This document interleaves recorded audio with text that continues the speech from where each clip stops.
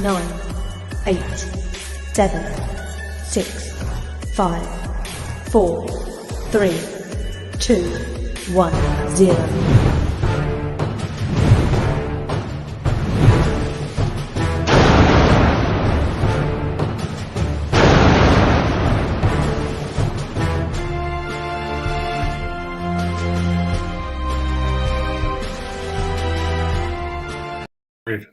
Welcome to Mayhem. Well, after last week's game in Pittsburgh, my co-host and partner in crime, Chris King, there was a little mayhem. Yeah, that's true. I mean, I don't understand what Tom Brady thought he was going to gain by yelling at his offensive line. The bottom line was that Tampa Bay underestimated the Pittsburgh Steelers, who apparently nobody forgot to tell them they were supposed to roll over and die. You know, look, Mike Tomlin has not had a losing season. We talked about that last week. As a professional football coach, head coach, anyone who thinks that the Steelers, as you said, are not going to be ready to play, it's crazy. And I think actually that was more. I'm going to put this on Brady. I think Tom Brady now. And look, I do not know. I'm not going to play TMZ. I'm not going to go out on this, out there where the buses don't run, right? I'm not going out there. What I am saying is focus is important. And it doesn't look like in the last couple of games that Tom Brady's focus has been on the Buccaneers. Now, look, you and I, Chris, we've been around professional sports for a long time. Let's put it that way. And I'll put it, in my case, 40 plus years. You can come out with a stomach ache. You can come out with, you slept badly last night. You can come out, you had a fight with your girlfriend. You can have trouble at the house. Maybe it's a kid that's ill.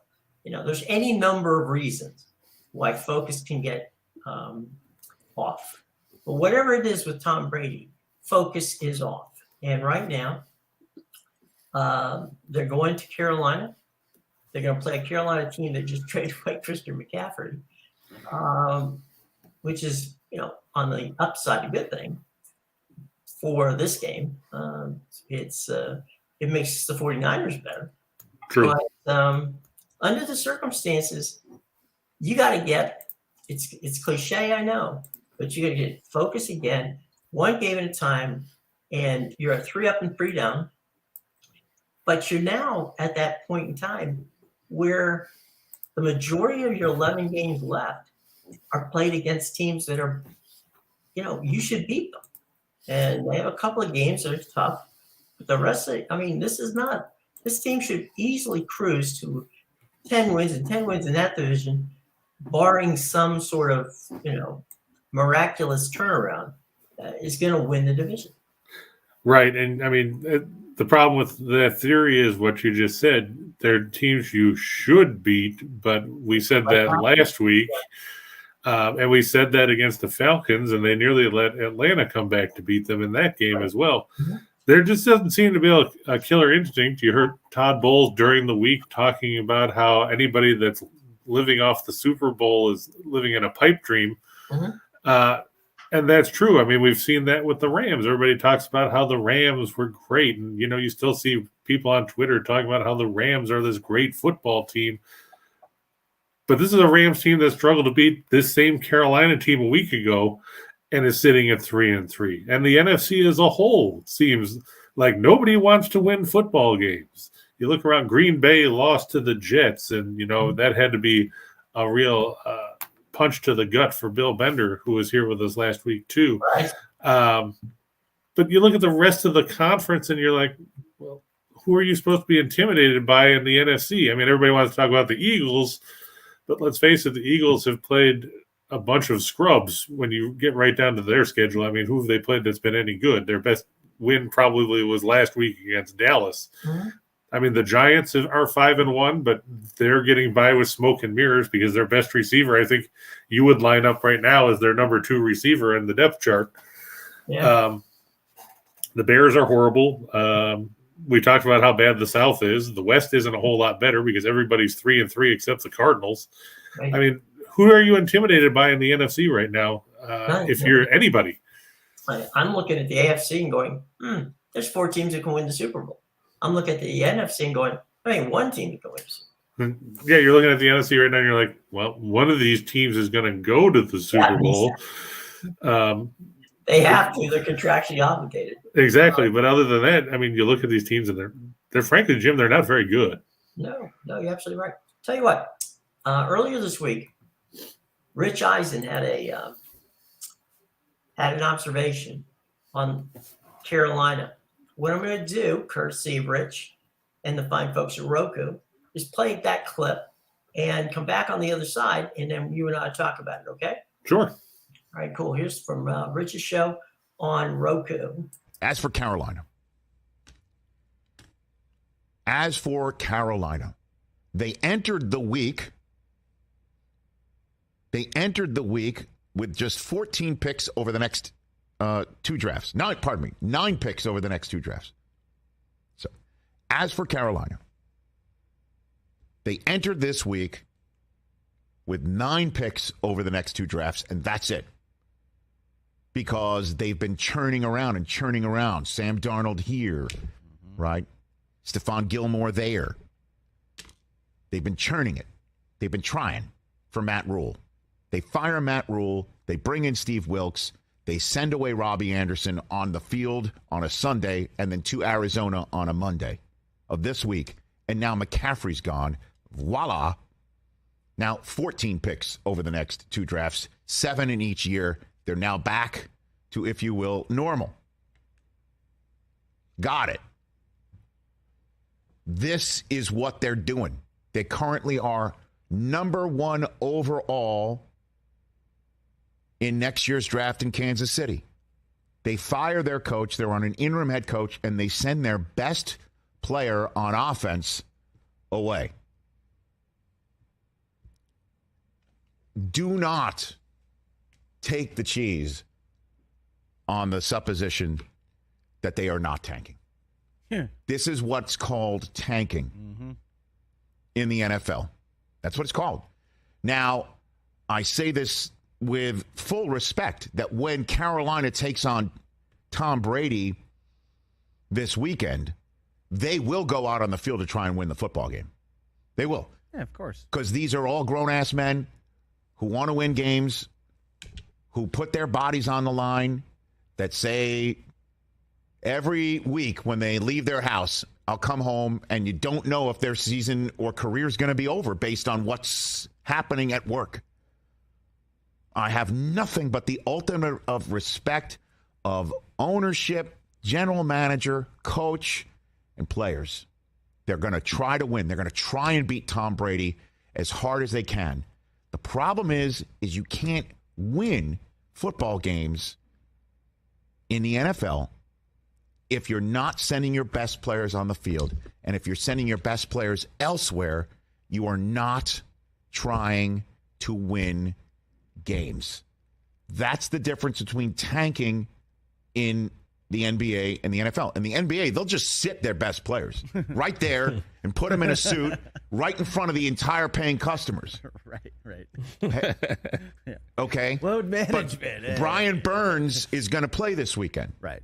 Okay? Even though everyone wants him. Everyone wants him. Yeah. DJ Moore is going to play this weekend. Yeah. They're going to try and win this game against Tampa. It's a lot more difficult, with all due respect, again, to Deontay Foreman and Chuba Hubbard.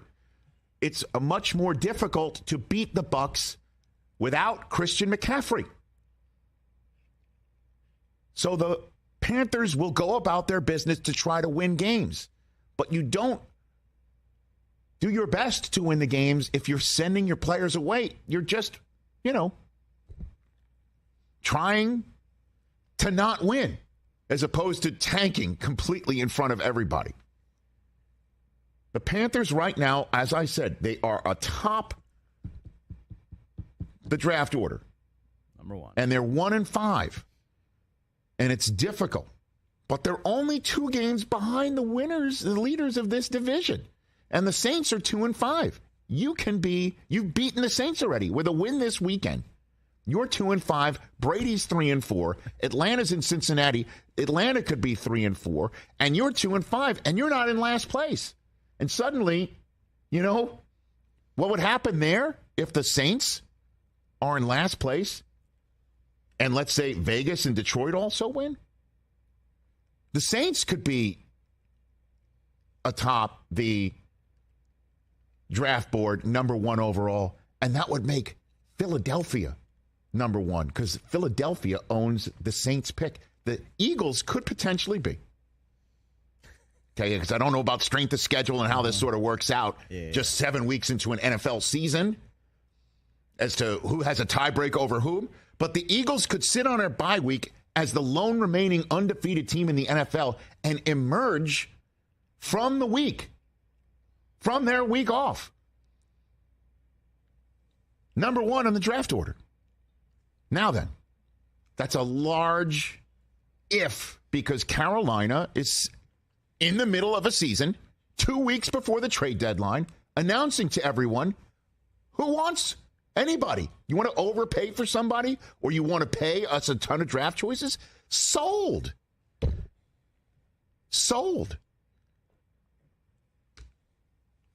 Rich, I know you're a fantastic actor. We've seen you on CSI Miami and all kinds of movies, Billions. That was one of your finest performances, okay? What was? Because just the idea that Carolina might beat Tampa. Rich, that game opened at 10.5 so what? The spread. Crazy. It's now 13. Now that McCaffrey is gone. The Bucs got embarrassed last week. They are going to win this game by 40. Sunday. It's any given Sunday. Your finest performance. Thank you. I'm just pointing out, though, what is possible. Sure, of course. You're telling me what's most likely, since this is a Friday, what's more likely. Like that's 99% most correct. likely. And you can't look your fan base in the face and say, we're trying to beat Tom Brady this weekend while we're sending Christian McCaffrey away. Obviously. Or doing our best to beat Tom Brady this weekend. And the players in that locker room have got to be looking around saying, who's next? What's going on? Poor Steve Wilkes.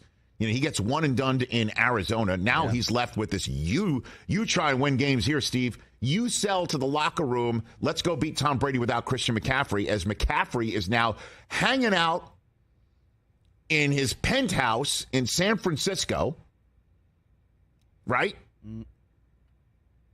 For a team that everybody thinks can win the Super Bowl. He's sitting there hanging out with the Shanahans and the McCaffreys all together, raising a glass like it's St. Patrick's Day.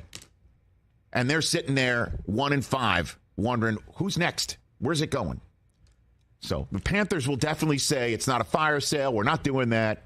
But they just sent away Christian McCaffrey prior to taking on a Bucs team that if they win, they're only one game behind. So they're looking at C.J. Stroud. They're going to see what Ohio State looks like against Iowa this weekend and do their best to beat Brady, the Michigan man, the next day. So anyway, special thanks to Richie, a longtime buddy. Be sure to check out his show Monday through Friday at noon Eastern time and 9 Pacific on the Roku channel for free. And I thought Rich brought some pretty good points to the fore there. Yeah, I mean, you could have made a drinking game out of how many times you said, as for Carolina at the beginning of it. Right. But, I mean, let's face it, you got to be drunk to watch the Panthers play football because they're not a very good football team right now. I mean, when they talked about McCaffrey originally, he wasn't going to be moved unless there was multiple first-round picks involved, and then you turn around and trade him for a second, a third, a fourth, and then a fifth 2 years from now. Right. I get that they're trying to rebuild the cabinet of picks, but that's their own fault that they – made some horrible deals in the last couple of years. Now we've heard they've turned down 2 first-round picks for Burns. I know there's a lot of guys that need a defensive end that can actually rush the quarterback. Mm-hmm. DJ Moore, still a good receiver. It wouldn't surprise me if they trade him. You have to wonder if you're either one of those guys right now looking around in the locker room going, these are the guys that are left. And, wondering if they're going on the 700 club and trying to get Pat Robertson or somebody to put in a good word so they can get dealt too. This Carolina team is a train wreck. I hear about it all the time here because, living in the Carolinas, for better or worse, and, most of the time it's worse, they embrace the Panthers as the local team. It's almost as bad when they talk about Clemson, but that's a different story. But let's face it, he's right. Steve Wilkes is in a no-win situation. He got canned in Arizona after 1 year. Now he's here, and his starting quarterback is going to be P.J. Walker, whose claim to fame was he probably would have been the MVP in the XFL 2 years ago had COVID not hit.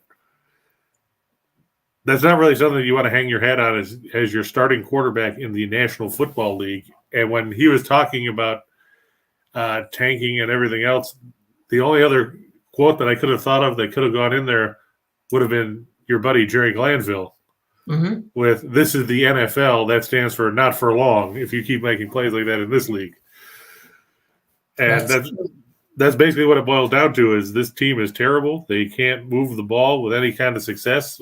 We've talked about a couple of weeks ago how they were 1-27 or something like that when they give up more than 17 points under Matt Rule, and that's why he got fired. They're not going to be any better at this point when you traded away your best offensive weapons. Right. Well, weather is not going to be a problem, although it is a bit of a problem here on the 95 quarter. It's going to be 74 and sunny. So let's talk a little bit now about the Buccaneers. We talked about Carolina and McCaffrey. But now I think what we're seeing, or what is emerging, is that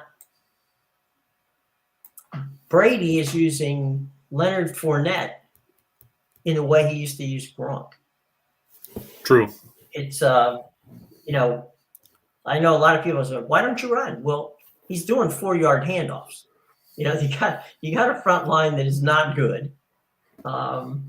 He doesn't have the time to throw downfield much.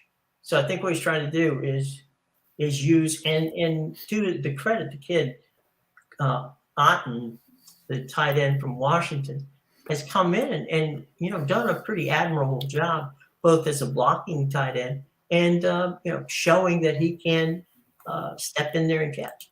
And of course, he'll be in there again today because Cameron Brate is inactive once again.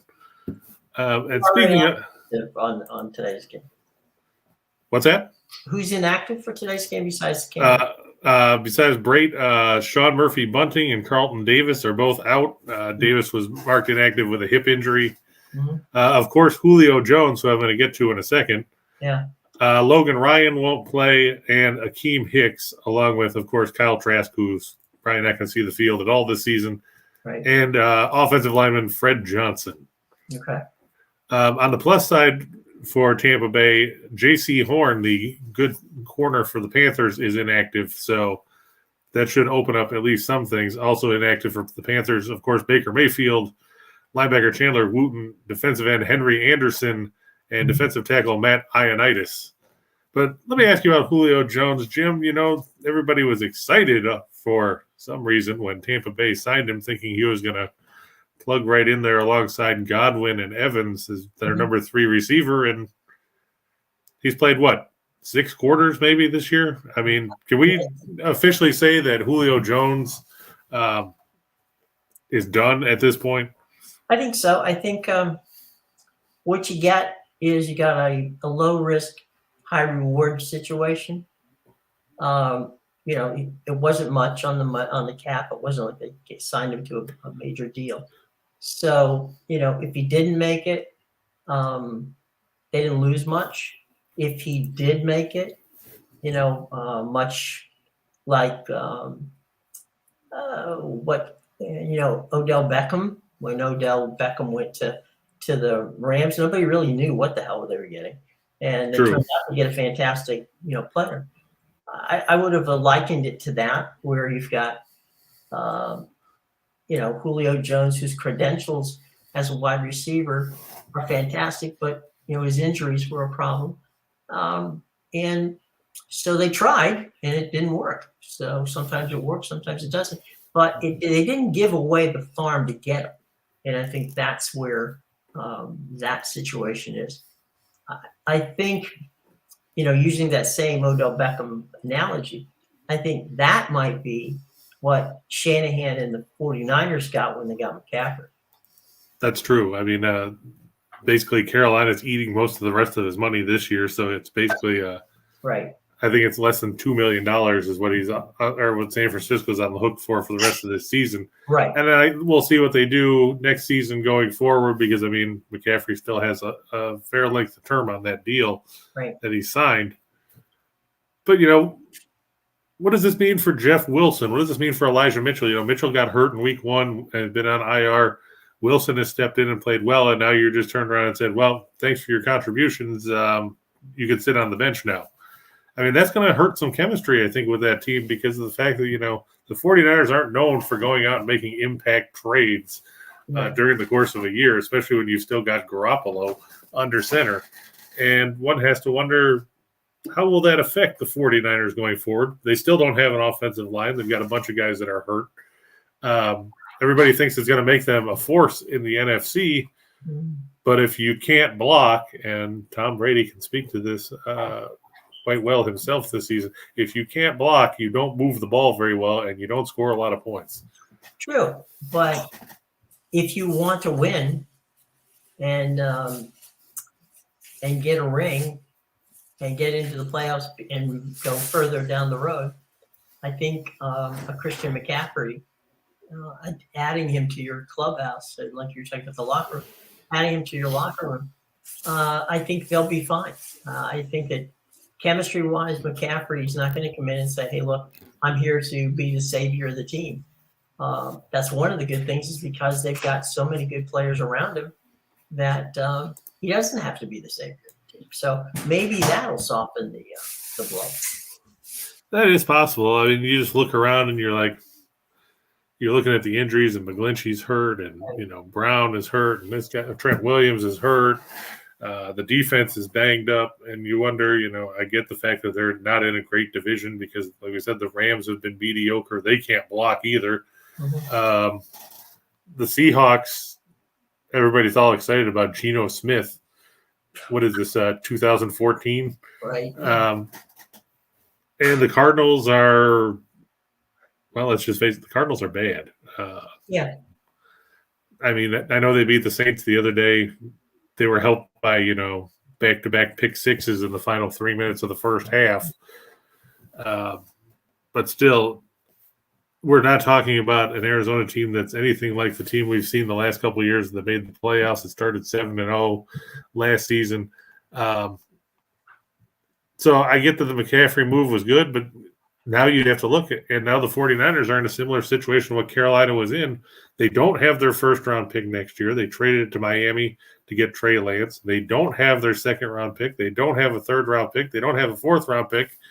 So they've got a bunch of picks that are late in the rounds or late in the draft. And, you have to have a very good scouting department and have a little bit of luck to pluck out diamonds in the rough in those situations. So you have to wonder, is this going to impede San Francisco going forward? That's what John Lynch gets paid for. No, that's true. Meanwhile, back at the Buccaneers ranch, okay, you lose to Steelers last week, and you don't look good doing it. No, I mean, no touchdowns in the first 55 minutes of that game. Right. What do we have to see? What are your keys to a Buccaneer victory over a Carolina team that, is really not, as Rich said in his diatribe there, that basically is, a fire sale, although in many regards, it's kind of like the replacements, right? They're looking at it and going, hey, you know what? We may not be here next year. So they're playing for jobs, and they want to win this game. You got a team where the Buccaneers, one game at a time, one play at a time situation. Where are the keys to this game? Well, like you said, as Gene Hackman said in the replacements, there is no tomorrow for you. Right. So that makes you all very, very dangerous. Unfortunately, the Washington Sentinels playing quarterback for the Carolina Panthers. Yeah, the Washington Sentinels, at least, they had some characters. This Carolina team, they don't. They'd probably be better off with Shane Falco at quarterback over PJ Walker. Right. For Tampa Bay to win this game, obviously they're going to have to be better in the red zone. You settled for 3 field goals when you moved inside the 10-yard line last week. That's not going to get it done, because if you let a team like Carolina hang around, they're going to gain confidence, kind of like what Pittsburgh did last week. Mm-hmm. You need to put them out of their misery early. You need to go down the field and put the ball in the end zone.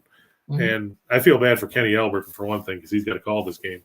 I know he's a consummate professional, but still, there's got to be a better game that you can put him on. Put Kevin Kugler and Mark Sanchez on this game, so I'm ensured that I don't have to listen to it. They've got to get some pressure on Walker. Walker has the ability to move a little bit. He can run. We've seen that outside of Moore, there's not a lot of receiving threats for the Panthers. Unless you want to count Tommy Tremble, the tight end, but let's face it, he's not Greg Olson. Nobody's going to think of him as Gronk by any stretch of the imagination. Mm-hmm. Nobody's impressed with Chuba Hubbard. I don't think anybody's impressed with Donta Foreman. I think you're going to see a lot of Raheem Blackshear, who came out of Virginia Tech. He was with the Bills during preseason. He was on the practice squad, and then Carolina picked him up. He's got some speed. He's got some shiftiness. He's got the ability to make guys miss. Basically, if you're Tampa Bay on defense, you've got to keep Carolina behind the sticks. You want them to have those 3rd and longs where you can pin your ears back and get after Walker, mm-hmm. rattle him. I think you got to get a big game out of Evans and Godwin here, mm-hmm. because, like you said, that line isn't blocking. They can't run the ball to save their lives. Like you said, Fournette he had 11 catches in the game against Atlanta. 11 catches, I think 10 carries. Yeah, and then last week, let me see what he did against Pittsburgh. That's interesting. I'm looking at Tampa Bay stats, and it's showing me Cleveland players. That just shows you how well ESPN's site runs sometimes. Yeah. Like we were saying, Fournette, and, you can chalk some of it up to the offensive line. Some of it, I think you can chalk up to the fact that Fournette felt disrespected for whatever reason. But, his long run of the year is 17 yards. Right. And just taking a look here, last game, he ran the ball 21 times for 63 yards, so an even 3 yards a carry. He caught 6 passes for 38 yards and a score. His last 3 games, he's caught 23 passes. That's a lot for him because, you look and that's not the kind of numbers you expect to see out of Leonard Fournette. That's Christian McCaffrey's numbers. Yeah, you look, he caught 76 balls in 2019 with the Jaguars, and he caught 69 last year. He's already caught 32 in 6 games. Mm-hmm. Mm-hmm. That game last week, the Buccaneers defense, it was a team loss. We criticized the offense, but it was a team loss because they had 2 situations where the Steelers were 3rd and 11 and they converted, and 3rd and 18 and they converted. Those are the kind of things they kept those drives alive. And, it kept the ball away from, the offense. So, team wins, team losses. That was a team loss last week. And today, like you said, they got to keep Carolina behind the sticks. On the offensive side, they have to basically dumb this offense down. It's got to be run the ball, get a little of the run game going, try to do some play action passing. The offensive line isn't that bad, and they're good enough to beat Carolina. And if they don't, if this Carolina game is close, that's something that would concern me about the Buccaneers. Oh yeah, for sure. You're looking at this is a team that they, like they said, the line went to 13 points. Theoretically, you'd sit here and say Tampa Bay should win 37-10, but as we said last week, we thought that they would walk all over a Pittsburgh team that had no secondary to speak of. And like I said, Brady was 27 of 40, and his numbers were pedestrian. Mm-hmm. Now, a lot of those just playing misses. Yeah, I mean, you got to play better You got to play better football than that. I mean, and you said it was a team loss. Let's not forget that you have an 89-yard kick return, right? That set up a field goal as well. So you're right; they lost in all facets of the game, but that's not something you would have expected. And you have to wonder, would this have happened if Bruce Arians was still the coach? And I don't have anything against Todd Bowles; he's a great defensive mind. But Arians seemed to have a tighter rein on this team where he could reel them back in when they were, floundering around like a kid with a fidget spinner. Let me say something about BA. No.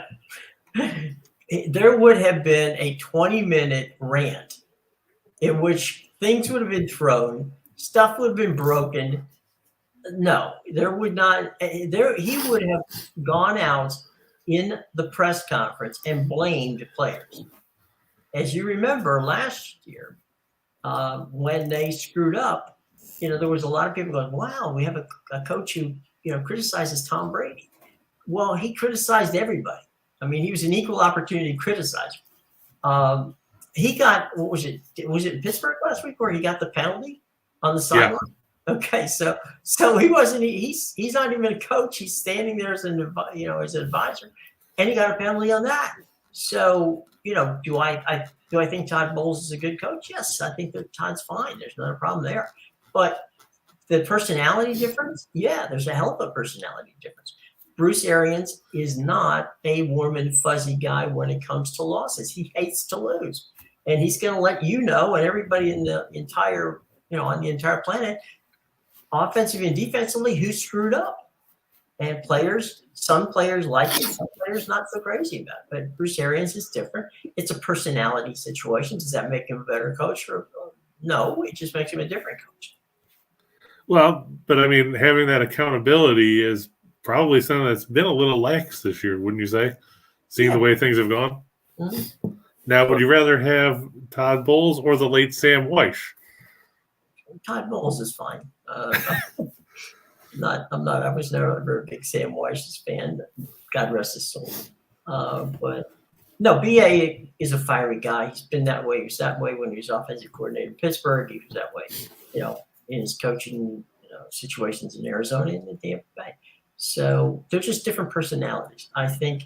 But this silliness that people want to get rid of Byron Leftwich because they said, well, Byron's calling such bad games. Well, that offense is put together by Tom Brady and Byron Leftwich. Okay, so you want to fire Byron Leftwich, fire Brady with him because that's just insane. Well, let me ask you this, because you have your finger on the pulse of the Buccaneers. Is this the end for Tom Brady? Unlike what we saw last year where he retired for 6 weeks. I'm going to say yes. And I'm tired of all this speculation if he's going to go somewhere else and play. He's going to go to San Francisco. He's going to go. No. He should not have come back this year, in my own personal opinion. If you walked away last year, right, he would have won a Super Bowl. And in his last game as a pro, he would have thrown – his last pass would have been a touchdown pass to Mike Evans. His last handoff would have been a touchdown tying handoff to Leonard Fournette, and he loses in the final 49 seconds to a Rams team that goes on and wins the Super Bowl. That, legacy-wise, that's not a bad final chapter. This has the potential of not being a fun final chapter to his legacy. And there's a lot of, as I said before when we started the show, a lot of TMZ type junk that goes out there. I'm not going to sit here and go through it. I don't care. I don't know what's true and what isn't true. All I know is focus is important, and Tom doesn't have it at the moment. And how this ends up, will the Buccaneers make the playoffs? They will make the playoffs because the division they're playing in is horrid. Okay. Will they go any further than the first round? Who knows? But all we know right now is this is game 7, and it's Carolina, and it's a team they should beat. And as we said before, there's every reason to believe they can, but will they? And I don't think it's the third. If it were me, and you are the expert on this, my friend, I'm not a 13 point favorite for giving points on that one. Carter's with us. Let's add Carter to the mix. Hey, Carter, how you doing? Hey, I'm doing well. How are y'all doing? Doing fine. We're just sitting here waxing poetically about the Buccaneers and how there's a lot of lack of focus here on both sides of the ball as we get ready to play a Carolina team that they should win, but then they should have beat Pittsburgh last week too. Yeah, that's a great point. There certainly seems to just be a lack of cohesion, a lack of focus is a great way of putting it. Yeah, I mean, everyone talks about the Tom Brady going to the wedding last weekend, but I don't know. I mean, it's just kind of a combination of a lot of different things for sure. But yeah, Carolina's got its own set of problems. They're on an interim head coach. Guys are being traded out the wazoo. Guys are getting kicked off the sidelines. So, there's the report that Brian Burns was apparently not offered, but someone offered 2 firsts for him and they said no, apparently, according to Adam Schefter. I don't know how you say no to that, but that's just me. How do y'all feel about I know y'all might have already discussed it at this point, but how do y'all feel about the Brian Burns rumors? We talked about it. It's, the deadline's still coming. It isn't here yet. And although the NFL trade deadline is not like the Major League Baseball trade deadline, look, they will decide what are you going to, are we going to get 2 first-round draft choices? And will that help us? I mean, it's not going to hurt them. But what happens to this? What happens to this locker room? I mean, it's something that Chris had talked about. Getting rid of McCaffrey. All right, you're kind of bailing on it. We had Rich Eisen talking about the fact that he thought that it was a tanking situation, not actually tanking. They're going to try to win games, but it's hard to win games when the players you have, are fill in the blank. And so will they? I mean, they can certainly pull the trigger, and they don't have to do it now. They can do it in a few days and still pull it off. I don't think they're going to do it, but they certainly have the opportunity to. I think that the McCaffrey thing is going to shake the fan base to a point where following up and doing that might just crack that fan base. Yeah, I mean, and they're not going to trade Burns because you have to remember he's only making $2.34 million in base salary this year. Right. Even if you trade away for 2 firsts, you're not going to save any money. Granted, he's up for an extension at the end of the year, and there's a whole bunch of guys that are up for extensions. You got Nick Bosa's up, so is Bradley Chubb. All those guys that are big pass rushers that are going to command 8-figure plus salaries. What's 2 firsts going to do you? I mean, it's not going to bring you in an impact player right now. And like Jim said, that fan base is so disgruntled at this point that if you make that move and you deal away probably your best defensive player, you set yourself up for a rough go over the next couple of years. Carolina's also said they're not going to trade DJ Moore. I'll believe that when I see it. They say they're not going to trade Derek Brown, and they're not going to trade J.C. Horn, who's not playing today. But, the 49ers, or not the 49ers, I'm sorry, because we were talking about McCaffrey, but the Panthers have to do something to earn some goodwill from the fan base. And if they deal Burns, it's all gone. Right. Let me ask you guys this question. We've talked about other people making trades. Do the Buccaneers make a trade before the deadline? Well, what are you going to trade? I'm saying, is there someone you want that you can get? Well, that's the tough part. I mean, what does Tampa Bay want besides somebody that can actually block? Yeah. I mean, you could get Austin Corbett from the Rams maybe, but he's their only good offensive lineman that's left after Noteboom got hurt. But Tampa Bay needs – well, that's true. But Tampa Bay needs some offensive linemen. I don't know who else or where else you would try to shore up. I mean, they've got a good defense. I know people are saying Akeem Hicks was a bust because he's been hurt. But, if he comes back in the second half of the season and shores that up alongside Vita Vea and all those guys, then nobody will be talking about how he missed 4 or 5 weeks of the first half of the year. I'm just not sure where you're going to get an upgrade if you're Tampa Bay other than the offensive line. Right. Well, just throwing it out there, boys. We've got, I'll tell you what, we're at that point in time where we got about 10 more minutes before we get going. Let's do a lightning round and go through the games for today, okay? We'll come back to the Buccaneers game. Bingo. Let's go. Green Bay, Washington. All right, Carter, we'll let you go first on this one. Chris, you're ready. Okay. Give me some one-liners on this one, Carter. Oh, man. Taylor Heineke gets sacked 4 times. In a loss, I assume? Yeah, in a loss. Yeah, I think Green Bay dominates this game. Washington's bad enough without Carson Wentz being hurt, but yeah. Go ahead there, Chris. You got it. I was going to say, don't sleep on Heineke, though, because, he got this team to the playoffs a couple of years ago, and Tampa Bay fans remember how Taylor Heineke gave the Buccaneers all they wanted in the wild card round. I don't think Washington's going to win. I think Terry McLaurin will have a better game than he's had most of the year because Carson Wentz couldn't hit water falling out of a boat half the time when he was throwing passes. Green Bay, they're going to have to throw the ball. Washington is, I think, 4th in the league in rush defense. They haven't been able to run the ball with Aaron Jones and A.J. Dillon all year. Hopefully Green Bay doesn't get caught looking ahead because next week they go to Orchard Park on Sunday Night Football. The Packers need this win, especially after losing to the Jets. All right, moving on. Jacksonville against the 5-1 who knew Giants.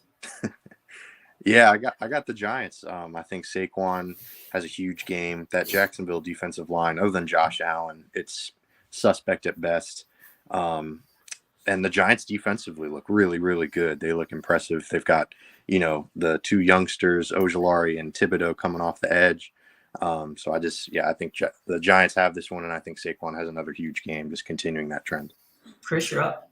Well, the bad part about that is Ojulari's on IR. He hurt his calf during the week, so he's out. But I still think the Giants are the better team. Jacksonville has looked rather – somebody asked me this week, do we consider Jacksonville a fraud based on what they did the first couple of weeks of the season? That's not fair.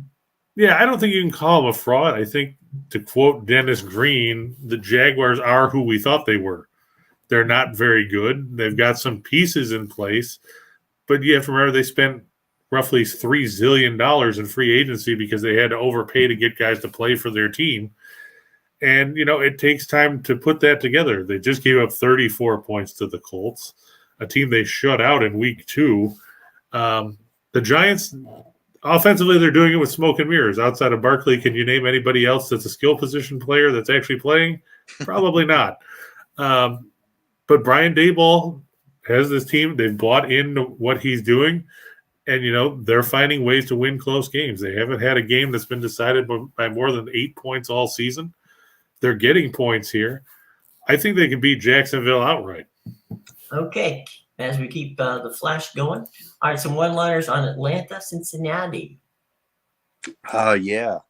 This is a weird game because Cincinnati's had some up and down moments. They lost to the Steelers, but they're still competitive in the football season. So I don't know, Joe. You got Joe Burrow. You can never count him out. I got Cincinnati in this one pretty easily, but you never know. Cincinnati seems to be, just really up and down. But that defense, man, is ferocious. I think Chad Johnson tweeted the other day. I don't think they've given up. They've given up maybe 1 touchdown in the second half. So I got Cincinnati in this one. Yeah, Chris. Yeah, the funny thing is Atlanta's 6-0 against the spread this year, which is weird because you're looking for some reason they find ways to backdoor into games. I don't see it happening today. The Falcons, they've been so reliant on the run game. It's like they're afraid to let Mariota throw the ball. Kyle Pitts has basically become a glorified left tackle at this point. And as good as A.J. Terrell and Casey Hayward have been, there's too many weapons for Cincinnati offensively because you can throw to Boyd, you can throw to Chase, you can throw to Higgins, you can throw to Mixon out of the backfield, you can throw to Hayden Hurst down the seam at tight end. It's going to be a tough one for the Falcons. I'm going to go with Cincinnati. Evidently, CBS doesn't want to travel Romo this week, so they're in Dallas for the Dallas-Denver game. Go ahead, Chris. What you got? First, why is this game on CBS? You can't tell me that that's the game of the week for anything.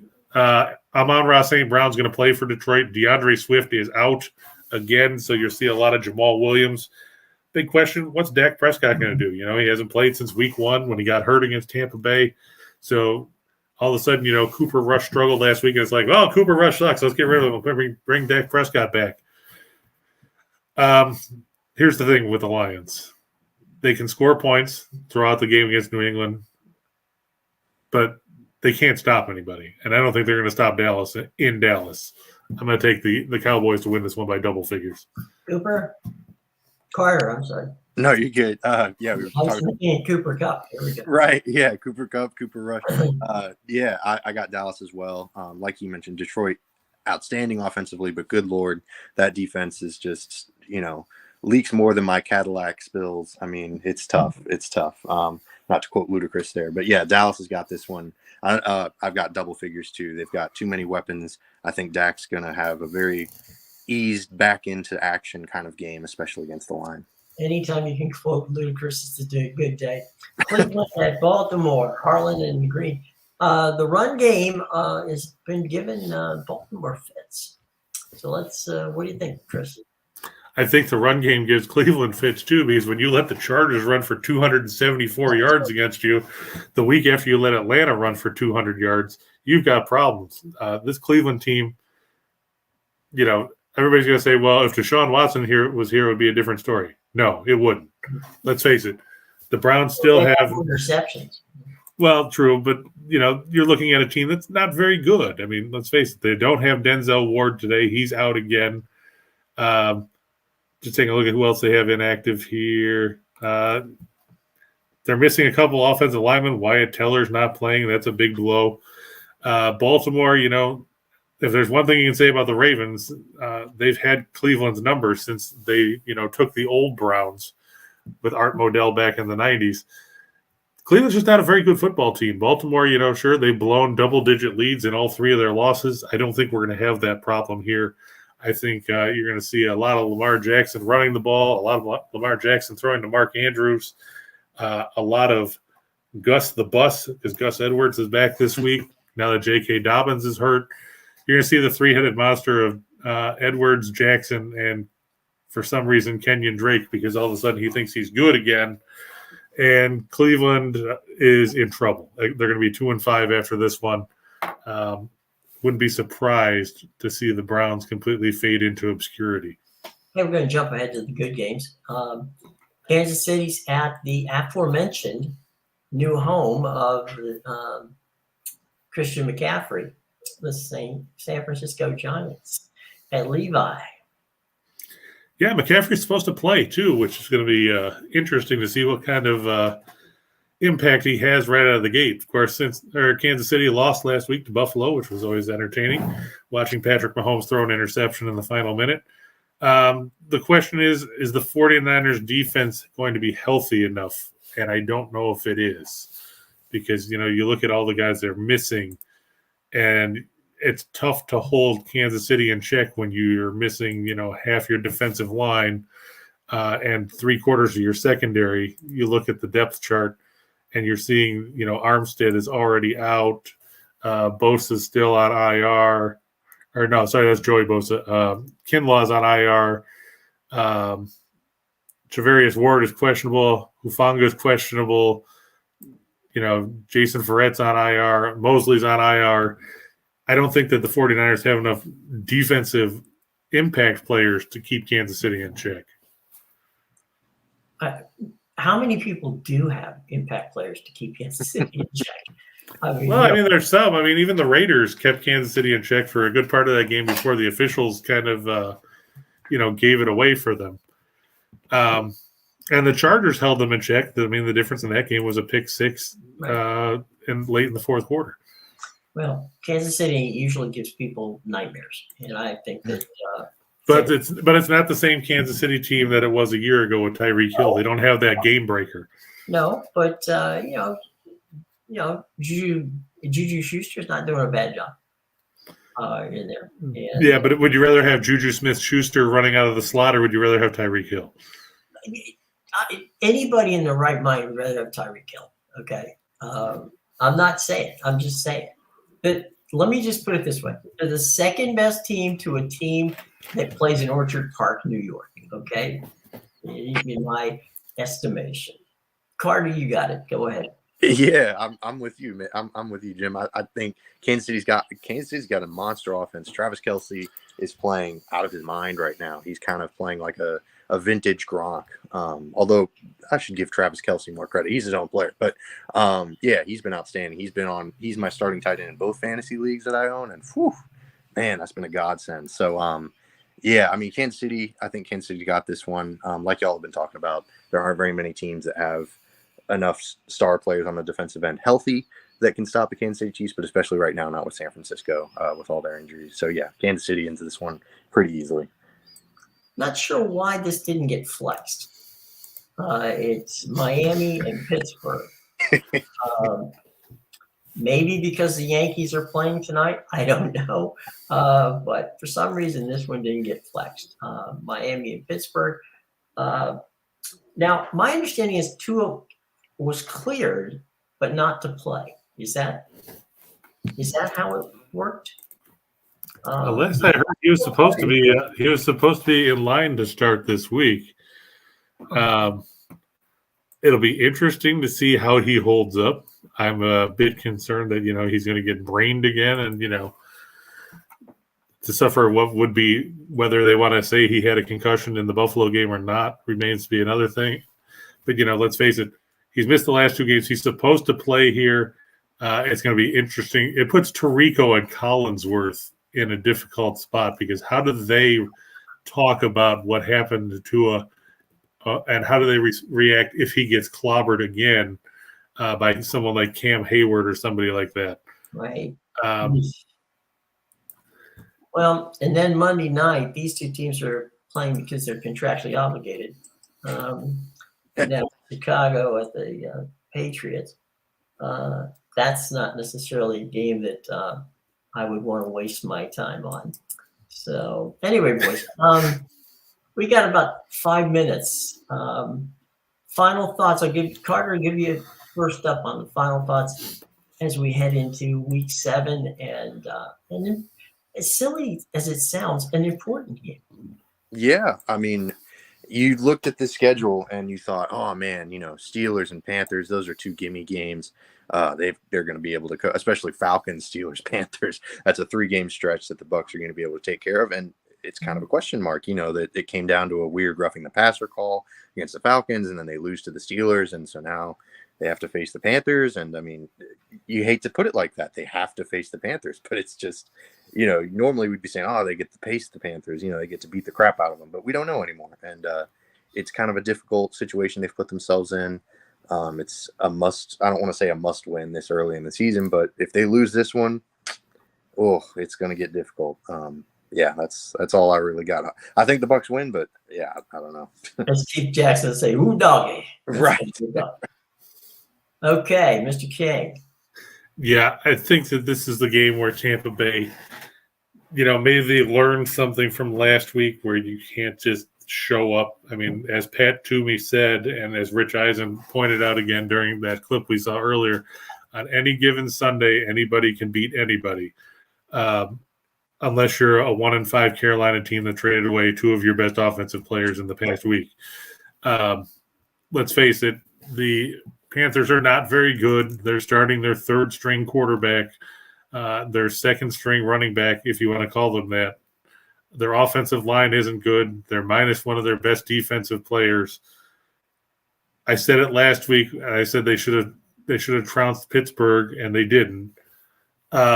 I think they win this one. I don't know if they're going to cover 13 points, considering how poorly we've seen them execute offensively.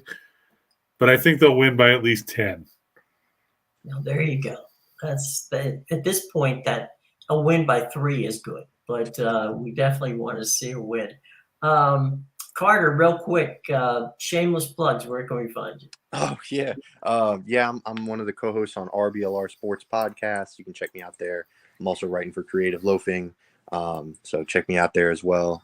Thank you all so much for having me on. I always love chatting it up with you guys, especially before the game. You're always welcome to hang out with us, Carter. I appreciate it. Hopefully we're talking next week after a Bucs win. It'd be pretty depressing if we weren't.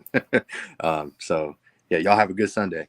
All right, buddy, hang with us. Chris, shameless plug for you. Now we know, come on, push that those picks where we can get them. And also, I mean they're on the expert section of winners and whiners. I've been there since, I think I've been there so long I owe Moses $1, but let's face it. Yesterday was a good day on the pick side. We let's see, we were 3-1 in college football. Won the CFL game that I picked. We were 2-1 in basketball and 2-0 in hockey. So it was a good night all around. The parlay side hit 3 out of 7, so it was still like plus almost $1,000. So it was a good night all around on that front. But you can find them on the expert section of winners and whiners. Just look for Chris King or just parlays, and they're both right there. There you go. All right, boys. Thanks very much. Have a good day, and let's hope that next time we speak that it will be talking about a Buccaneer victory. Until next time, I'm Jim Williams for Chris King and Carter Brantley saying, so long, everybody. Enjoy the game, and we'll see you. Don't forget to check out all the game stories on Sports Talk Florida and all of the fun stuff that they have at Bucs Report. Okay, guys? Until then, I'm Jim Williams for Chris King and Carter Brantley saying, have a great day.